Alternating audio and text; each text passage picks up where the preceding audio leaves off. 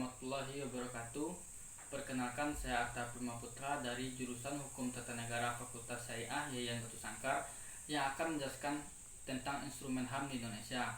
Instrumen HAM di Indonesia ada 4. Yang pertama, Undang-Undang Republik Indonesia tahun 1945. Yang kedua, Undang-Undang Nomor 39 tahun 1999 tentang HAM.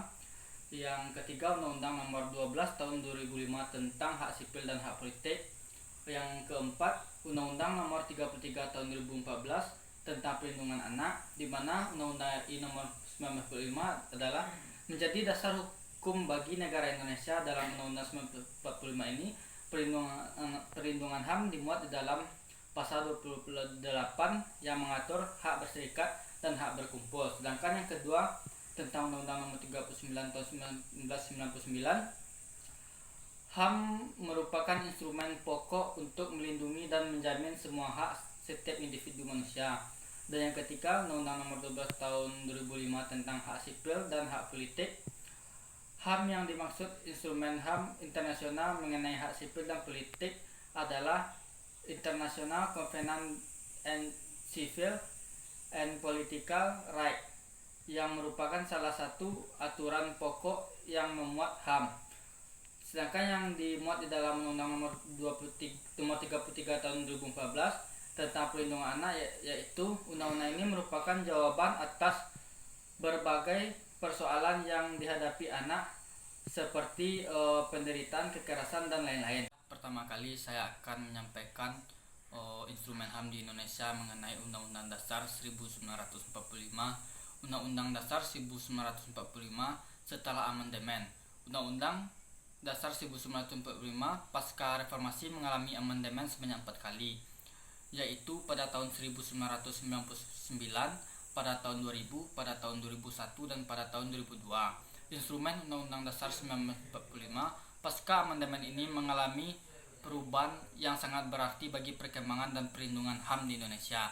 Instrumen hukum HAM dalam Undang-Undang Dasar 1945 pasca amandemen, jika dibaca secara komprehensif, telah menampung perlindungan dan pemenuhan HAM dari generasi HAM pertama, yaitu hak sipil dan politik; generasi HAM kedua, yaitu tentang hak-hak sosial dan ekonomi; generasi HAM ketiga, yaitu tentang hak-hak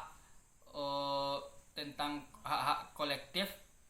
Namun demikian, amandemen kedua Undang-Undang Dasar 1945 masih menuai protes, salah satunya penemuan asas non retroaktif, yaitu asas yang tidak dapat dituntut atas hukum yang berlaku surut. Padahal saat itu Indonesia menghadapi penyelesaian HAM pada masa lalu. Selanjutnya saya akan menjelaskan tentang Undang-Undang Nomor 39 tahun 1999 tentang HAM. Undang-undang ini merupakan instrumen yang pokok yang menjamin semua hak yang tercantum di berbagai instrumen internasional tentang HAM. Undang-undang ini juga memuat pengakuan dan perlindungan hak-hak yang sangat luas, karena banyak ketentuannya yang dikategorisasikan hak yang ada di dalam UUHR,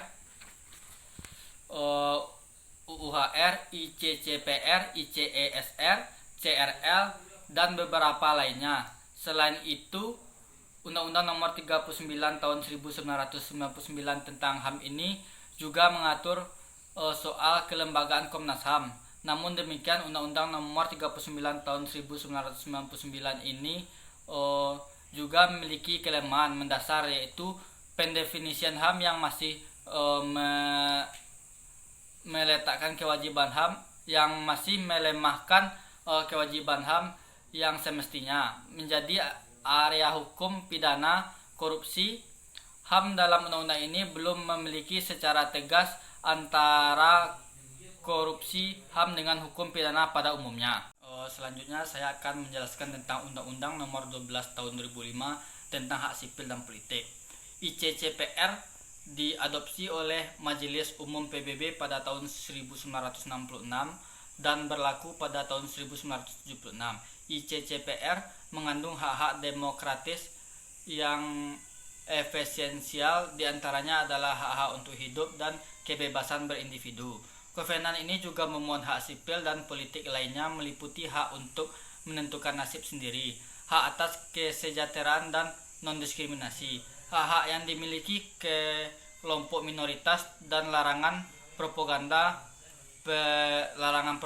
perang, provokasi terhadap diskriminasi. Indonesia telah meratifikasi Kovenan Internasional Hak Sipil dan Politik pada 28 Oktober 2005 melalui Undang-Undang Nomor 12 Tahun 2005 tentang pengesahan internasional Covenant and Civil and Politic Rights. Saya akan menjelaskan tentang Undang-Undang Nomor 35 Tahun 2014 tentang Perlindungan Anak. Pemerintah Indonesia telah mengesahkan Undang-Undang Nomor 23 Tahun 2002 tentang Perlindungan Anak yang kemudian ditambah lagi dengan Undang-Undang Nomor 7 Tahun 2016 tentang perubahan kedua atas Undang-Undang Nomor 23 Tahun 2002 tentang Perlindungan Anak. Prinsip-prinsip dasar undang-undang ini mengakui beberapa prinsip utama bagi pemenuhan hak anak. Yang pertama, non-diskriminasi. Yang kedua, kepentingan yang terbaik bagi anak. Yang ketiga, hak untuk hidup, kelangsungan hidup dan perkembangan. Yang keempat, penghargaan terhadap anak. Tentang kategori hak dalam perlindungan anak ini juga terdapat Undang-Undang Nomor 35 Tahun 2014 mengakui hak anak yang secara sederhana. Yang pertama, kelompok 1 pada pasal 6 yaitu agama. Yang kedua, pada kelompok 2 pada pasal 9 tentang pendidikan. Yang ketiga, pada kelompok 3 tentang pengasuhan. Yang keempat, pada kelompok 4 pasal 15 yaitu tentang perlindungan. Mekanisme pengawasan pada perlindungan anak ini, yang pertama Komisi Perlindungan Anak Indonesia atau KPAI, yang kedua pengaduan,